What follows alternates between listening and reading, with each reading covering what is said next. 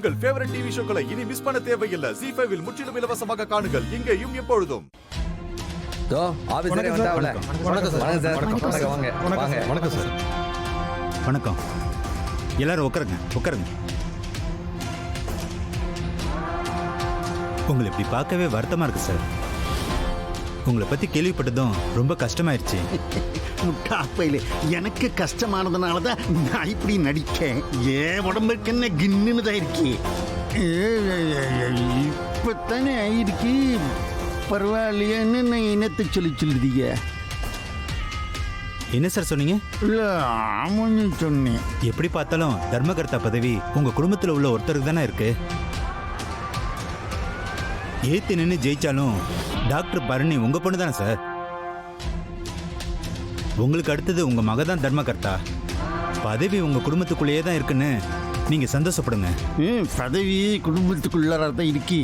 ஆனால் பதவியில் உள்ள ஆழத்தை வெளியிருந்து கழுப்பாடு வந்து இழுத்துட்டு போயிட்டு ஆட்டுன்னு ஆட்டிட்டு இருக்கு. என்ன சொல்றாரு? பதவியில் இருக்கிறவங்க வேற குடும்பத்துக்கு போயிட்டாங்கன்னு சொல்றாரு. இல்லை நான் தமிழில் தானடா சொன்னேன், ஹிந்திலையா சொன்னேன். இப்போ நான் என்ன செய்யறது? தர்மகர்த்தா மேடம் எல்லாம் ரெடி. ஒரே ஒரு தடவை நான் கோத்ரூ பண்ண வேண்டியிருக்கு. ஒரு 10 நிமிஷம் தான், நீங்க பதவி ஏத்துக்கலாம். Okay madam.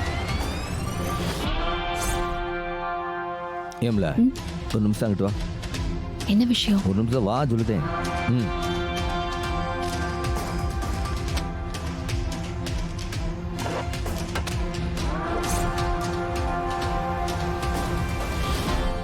என்னடா இப்ப ரகசியம்? ஓத் டேக்கிங் ஆரம்பிக்க போதுல. இல்லை அதுக்கெல்லாம் முன்னாடி உங்ககிட்ட ரொம்ப முக்கியமான ஒரு விஷயத்த சொல்லணும்ல. என்ன விஷயம்? எல்லாம் மறுபடியும் உங்க அப்பன் தான். இல்லை உங்க அப்பன் நடிக்கார்ல. புரியல. இல்லை உன் அப்பனுக்கு கை காலெல்லாம் ஒன்றும் உழல, ஒரு மண்ணாங்கட்டியும் இல்ல, நல்ல ஆரோக்கியமா தான் இருக்கான் அவன். அவரு போய் சொல்லுவார் தான், அதுக்காக எல்லாத்தையும் சந்தேகப்படுவியா? பதவி போச்சு, அதுல ஷாக் ஆச்சு, பிபி ஷூட் ஆகி செரெப்ரல் ஹேமரேஜ் ஆகி அதுல ஸ்ட்ரோக் வந்திருக்கு. நார்மலா இது நடக்கிறது தான்டா.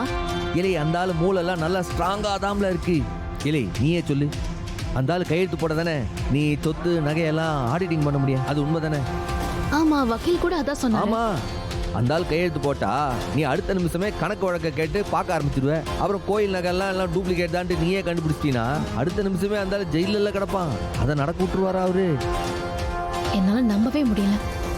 ஒரு மனுஷனால இவ்வளவு தத்ரூபமா நடிக்க முடியுமா? இல்லையே உங்க அப்பன் செத்த போனமா கூட நடிப்பாம்லா. அவனை மாதிரி ஒரு கேடி உலகத்திலேயே கிடையாது. நாம தான் ரொம்ப கவனமா இருக்கணும் உங்க அப்பன் கிட்ட.